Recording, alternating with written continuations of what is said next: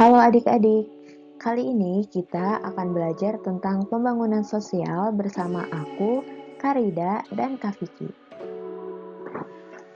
Nah, hal-hal yang akan kita pelajari yaitu tujuan pembangunan sosial, budaya sosial, jenis-jenis pembangunan sosial, serta hal-hal yang mempengaruhi pembangunan sosial. Pertama-tama, tujuan pembangunan sosial. Kenapa sih kita harus melakukan pembangunan sosial?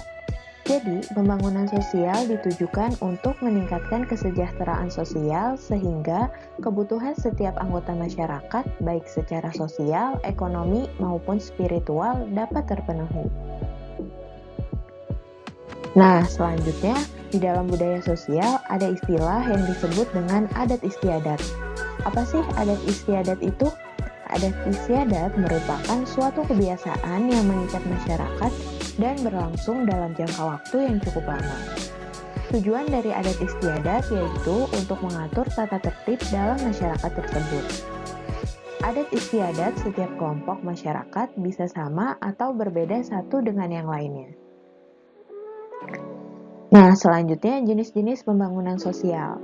Ada 3 jenis pembangunan sosial. Yang pertama adalah bidang pendidikan. Contohnya yaitu pembangunan sekolah, baik berupa SD, SMP, SMA, maupun kegiatan belajar mengajar lainnya, termasuk kegiatan SNF FEB UI yang sedang kalian laksanakan sekarang ini. Nah, yang kedua yaitu di bidang pertanian. Contohnya yaitu organisasi petani pemakai air atau P3A. Yang ketiga, di bidang budaya. Contoh dari pembangunan sosial di bidang budaya yaitu pembangunan dan pendirian sanggar tari serta perguruan pencaksilat. Jadi, di bagian terakhir pada materi ini, kita akan membahas hal-hal yang mempengaruhi pembangunan sosial. Hal pertama yaitu perbedaan sumber daya alam pada setiap daerah. Perbedaan kandungan sumber daya alam jelas akan memengaruhi kegiatan produksi pada daerah bersangkutan. Perbedaan ini akan memengaruhi kegiatan ekonomi setempat juga. Jika SDA yang bagus, maka barang yang dijual relatif bagus dan murah. Namun, jika SDA yang kurang baik, akan relatif mahal dan barangnya akan menghasilkan kualitas yang kurang bagus.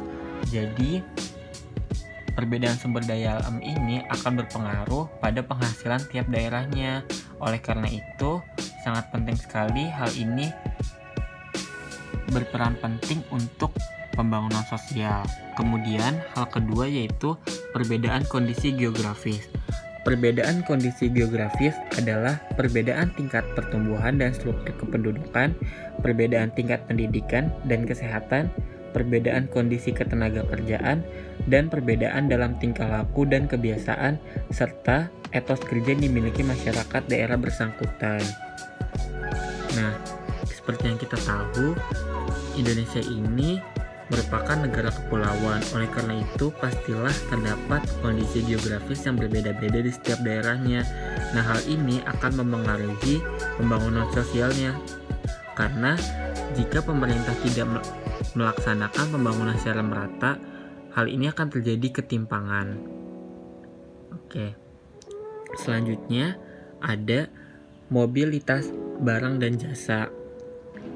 Hal ini meliputi kegiatan perdagangan antar daerah dan migrasi baik yang disponsori oleh pemerintah, yaitu transmigrasi atau migrasi spontan. Mobilitas barang dan jasa ini harus merata agar tidak terjadi ketimpangan.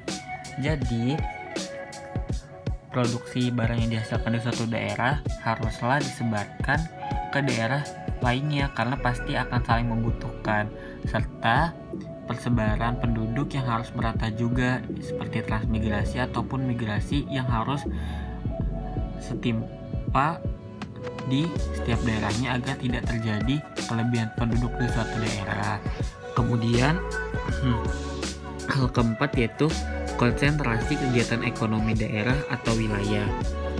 Terjadinya hal ini cukup tinggi pada wilayah tertentu, jelas akan mengganggu keseimbangan pembangunan wilayah.